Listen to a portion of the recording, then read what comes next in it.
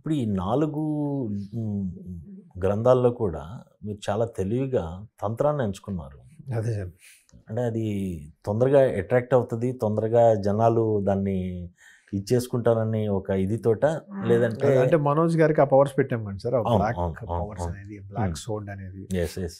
So ఆయన పవర్స్కి ఒక source ఆ మొదటి గ్రంథం అయి ఉండాలి, అది తంత్రం అయి ఉండాలి.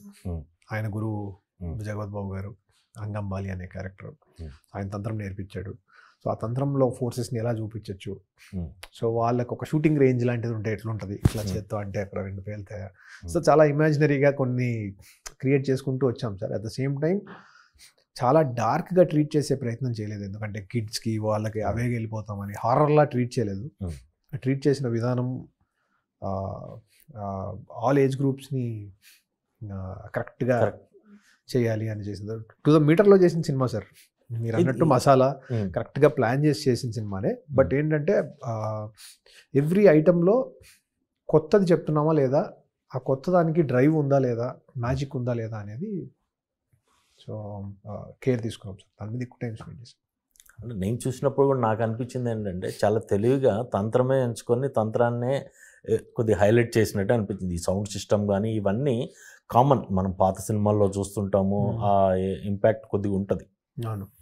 ఈ తంత్రం అనేసరికి తొందరగా జనాలు అట్రాక్ట్ అవ్వటము, అరే ఏంట్రా అని కొద్ది క్యూరియాసిటీ ఉంటుంది. ఇప్పటికి కూడా తంత్ర విద్యలు వాటి గురించి కొన్ని సినిమాలు కానీ మనం ఇవి చూసినప్పుడు అరే ఇలా ఉండేదా అనేది జనానికి తెలుసు. అది తొందరగా అట్రాక్ట్ అవ్వటం, దాన్ని మీరు విలన్కి వాడుకోవటం అనేది అసలు మీకు ఈ టైప్ ఆఫ్ ఇదంతా ఊహ రావాలన్నా ఏదో చదివి ఉంటేనే మీకు ఆ ఊహ వస్తుంది.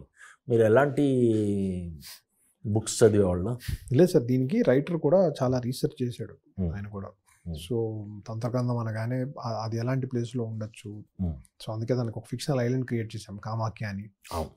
కామాఖ్య అనగానే మాకు తెలిసిన టెంపుల్ కామాఖ్య టెంపుల్ ఉంటుంది. సో మనం కామాఖ్య అని ఒక ఐలాండ్ క్రియేట్ చేసాం. ఆ ఐలాండ్లో ఒక తంత్రవనం అనే ఒక ఫిక్షనల్ ప్లేస్ క్రియేట్ చేసాం. ఆ ఫిక్షనల్ ప్లేస్లో ఆ తంత్రం నేర్చుకునే ఒక విలేజ్ ఉంది. ఆ విలేజ్లో ఆ బుక్ ప్రొటెక్ట్ చేస్తూ ప్రొటెక్టర్స్ ఉన్నారు, వాళ్ళందరికీ కనపడరు. అక్కడికి వెళ్ళడం కూడా ఈజీ కాదు.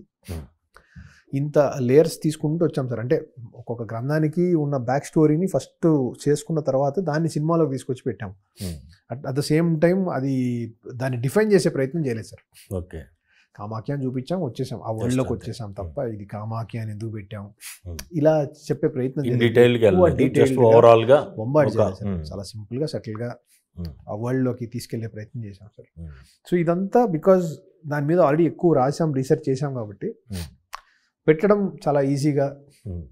అది చెప్పేస్తూ ఉండేది, ఇది అవసరం లేదు, చెప్పండి అలా.